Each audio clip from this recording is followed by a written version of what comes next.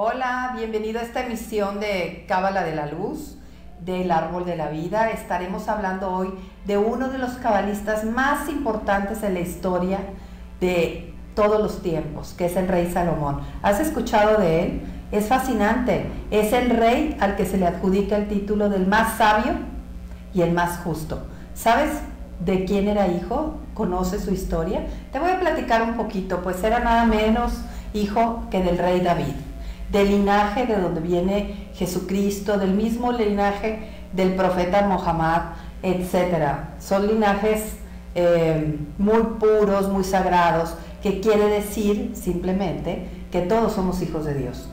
Pero bueno, la historia del rey David es bien interesante. Él había hecho un reino muy próspero, muy grande, y estaba en guerra.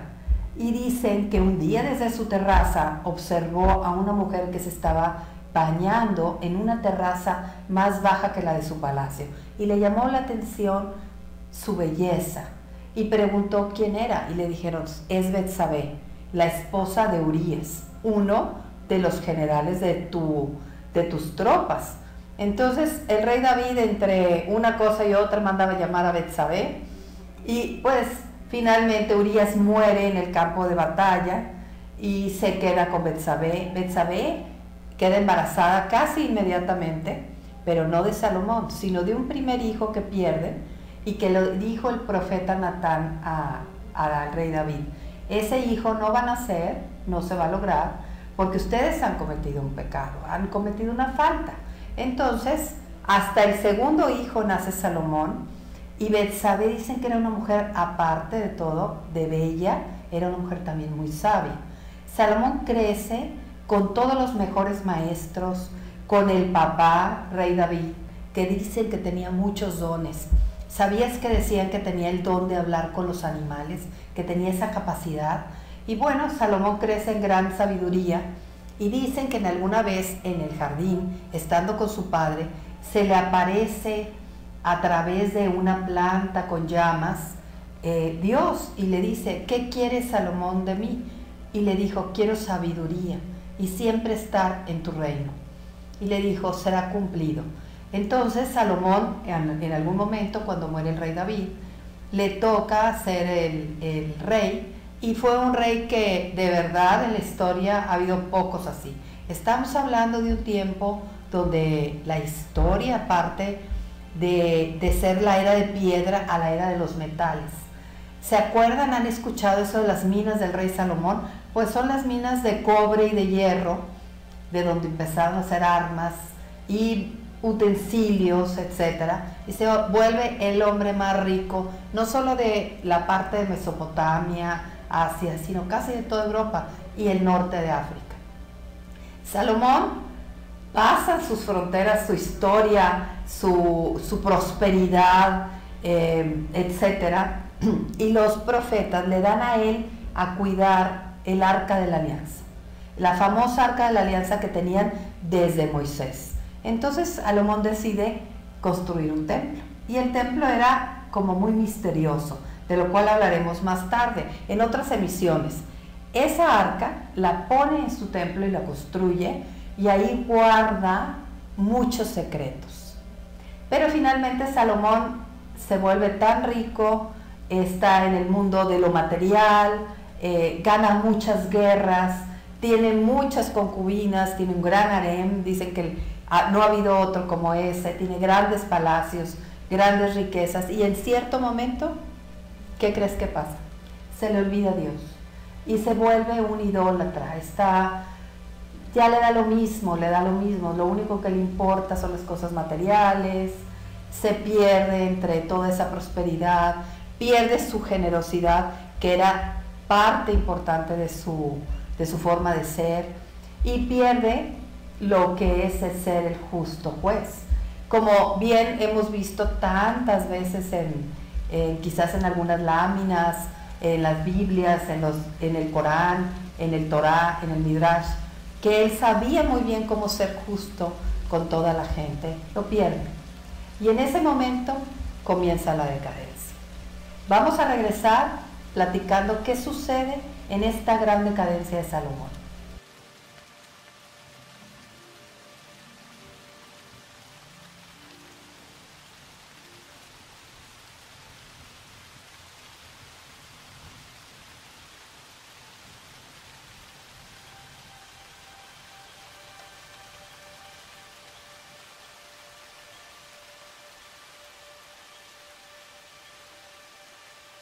Estamos hablando del rey Salomón, el gran cabalista de la historia, el hombre más justo y sabio que dicen ha existido en la vida. Y estábamos platicando un poco de su historia. ¿Y por qué dicen tanto que es justo? ¿Se acuerdan de esa historia? A lo mejor la has escuchado por ahí, de una historia donde dos mujeres estaban disputando a un bebé y llegan con él, que era el gran rey, y le dicen, ese niño es mío. Y la otra mujer dice, no, el niño es mío. Entonces Salomón las observa y dice, muy fácil, ven, le habla a uno de sus guardias y dice, corta la mitad al niño y dale la mitad a cada quien. Una mujer se tira a sus pies, a los pies de Salomón, y le dice, no hagas nada, dáselo a la otra. Y dice, esa es la madre. Y por eso, y por muchas cosas más, se habla siempre que es un hombre muy justo. Sabía siempre cómo medir a las personas. Tenía un instinto, una intuición que Dios le había regalado. También tenía él en su poder.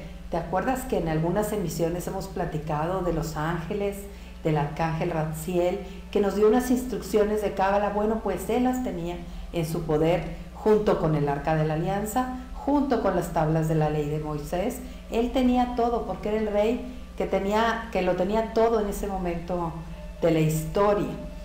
El rey Salomón, inclusive dicen que manejaba ciertas energías y que tenía en unos frasquitos ángeles y genios y etcétera. ¿Has escuchado la historia del genio de la lámpara? Pues de ahí viene, del rey Salomón, que él tenía unos frasquitos donde decía que guardaba genios y que guardaba ángeles que le ayudaban. Yo más bien pienso que era como una forma de recordarlos, como tener nosotros una imagen, no sé, del arcángel Miguel, Gabriel o Rafael. Finalmente, Salomón, en su prosperidad, llega un momento a tener decadencia. ¿Y sabes por qué? Porque hay una mujer muy importante en su vida que se llama la reina de Saba. Esa historia es fascinante. Dicen que era reina de Etiopía y que llega a ver al rey Salomón para entablar negociaciones entre sus países. Y llega con un gran séquito y dicen que era una mujer de gran belleza. En algunos museos hay inclusive cómo era su cara en piedra, en algunos bustos interesantes. Y dicen que era una mujer africana preciosa y sobre todo muy inteligente. Y finalmente tienen un hijo, Salomón y la reina de Saba, que es Menelik I. Menelik I fue quien, cuando cae Salomón, cuando entra en decadencia, cuando se le olvida a Dios y se dedica a otras cosas, se dedica a su harén, se dedica a viajar, se le olvida de dónde ha sacado toda esa riqueza, que era precisamente del estirpe de su padre David, y porque él tenía un propósito, una misión que cumplir, una misión que le había encomendado Dios. Se le olvida y la reina de Saba se aprovecha junto con su hijo y se llevan el arca de la alianza. Ahorita en pantalla vas a ver esa famosa arca de la alianza y vamos a ver qué contenía esa arca de la alianza, que es tan interesante porque hay gente que dice que ahí guardaban el maná, donde el pueblo de Dios durante 40 años el desierto comió, y que era una especie de alga. También dicen que contenía un aparato radioactivo, pero lo que sí te digo es que Cábala sí sabe qué contenía. Cábala de la Luz te dice los secretos y te lo voy a decir en una próxima emisión. ¿Qué has oído de eso? Escríbenos y cuéntanos o haznos tus preguntas. Pero finalmente, pobre rey Salomón se queda solo, se queda pobre y está a punto de morir. Y en ese momento, ¿sabes qué sucede? Pues se arrepiente y se recuerda todos sus compromisos que había hecho con Dios y le pide perdón. Y eso es lo más importante que puedo aprender yo de Salomón como cabalista. Al final puedo aprender muchas cosas del Arca de la Alianza, de sus historias, de sus escritos, pero lo más importante es su vida. Él finalmente se arrepiente y pide perdón, y en ese momento él se restaura, se sana, se mejora. Él como quiera muere pero muere de nuevo en la fe, de nuevo en su misión de Dios. Y ese es el mensaje que te quiero dar a ti el día de hoy. ¿Qué hace el perdón en tu vida? Te voy a decir qué hace, te rescata. Y no es que que rescate al otro a quien yo voy a perdonar o que alguien me venga a pedir perdón, porque al final de cuentas la historia siempre es la misma. El perdón lo único que hace es reparar.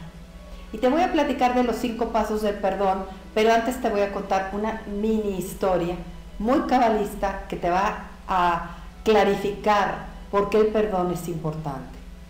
Imagínate que en tu casa alguien rompe un vidrio, a lo mejor unos niños que están jugando con una pelota y rompen el cristal y corren a su casa asustados porque rompieron el cristal de tu casa y regresan con su mamá a pedir disculpas. Y tú dices, bueno, pues sí, están disculpados. A lo mejor hasta la mamá te ofrece reparar el daño, que sería comprarte otro cristal. Pues sí, ¿qué más se puede hacer? El cristal está roto. Así es la vida con el perdón. Finalmente yo puedo pedir perdón, pero el daño a veces ya está hecho. Ya no vuelven a estar las cosas igual. Pero de lo que se trata es que tú llegues a un grado de amor incondicional, a una postura distinta, una postura cabalista, donde digas, yo ya no estoy entre el amor y el odio, entre perdono y no perdono, yo estoy más allá. Y ya eso no me interesa porque mi vida vale tanto como para siempre estar perdonándome y perdonando a los demás. Y aquí te van los 5 pasos del perdón, que vas a ver algunas cosas por ahí en pantalla. Fíjate, lo primero es reconocer el daño, como el niño que quebró el cristal. Yo hice algo mal. Hay que reconocer qué hice mal, qué pasó.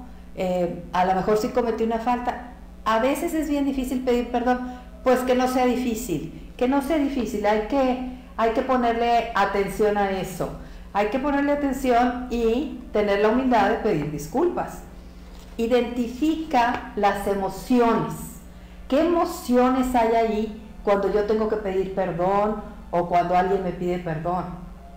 Yo de verdad cuando alguien viene a pedirme perdón inmediatamente le digo, ¿estás perdonada? No hay nada que perdonar. Qué bonito sería eso, ¿no? Que no tuviéramos nada que perdonar. A veces, ¿por qué? ¿Por qué nos peleamos? Por las emociones. Porque tenemos ira, porque tenemos miedo, porque tenemos resentimientos. Y entonces esos pueden durar hasta toda la vida. ¿Cuánta gente no hemos sabido que se pelea por dinero? Familias enteras se dejan de ver y se dejan de ver muchos años. ¡Qué lástima! Porque pierden y no hay forma de reparar ese amor en esa familia por resentimientos, por miedo, por ira. ¿Y sabes por qué más? Por orgullo. Porque no quieres dar tu brazo a torcer. Al final, ese es el gran mensaje del cabalista Salomón. Da tu brazo a torcer, hay que ser humildes. Y eso es lo más importante. Entonces, reconozco el daño, identifico qué emociones hay ahí y expresa tu dolor respecto a lo que sucedió. Yo te recomiendo escribirlo. ¿Qué pasó? ¿Qué me hicieron? ¿No me hicieron? A lo mejor yo qué hice. Y en ese papelito que anotes, quémalo un día o rómpelo. Pero sácalo. Es importante sacar esas emociones. Y cancela la deuda. Porque ¿cuántas veces hay alguien que por años y años parece que tienen ahí un saco lleno de deudas? De deudas que la verdad sí son bien kármicas, de lo cual hablaremos en la siguiente emisión. Y por último, el último paso del perdón es reconcíliate. ¿Con quién te vas a reconciliar? Primero contigo, porque te va a dar paz, te va a dar tranquilidad y así vas a poder vivir una vida plena. Y segundo, te vas a reconciliar con el entorno, se siente esa energía. ¿Cómo sientes a las personas que tienen ira, que tienen resentimientos? Bueno, casi ni me quiero acercar a ellos, se siente la vibra así fuerte, negativa, como que me repele. Vamos a entrar en sintonía de paz porque solamente en la paz tú puedes tener prosperidad. Entonces te exhorto a reconciliarte y te voy a dar una clave que ahorita va a aparecer en pantalla. Es la clave de la letra G. ¿Qué quiere decir la letra Hei en hebreo? Junto las dos partes. ¿Y qué mejor juntarlos que con el perdón? Me perdono, te perdono. Es más, no hay nada que perdonar porque aquí estamos caminando en la vida, todos tenemos errores. Y si yo tengo que poner tantito más de mí para que este mundo sea mejor, vamos haciéndolo y vamos trayendo ese cielo aquí a la tierra a vivir un mundo mejor para todos. Te espero en la próxima emisión del Árbol de la Vida.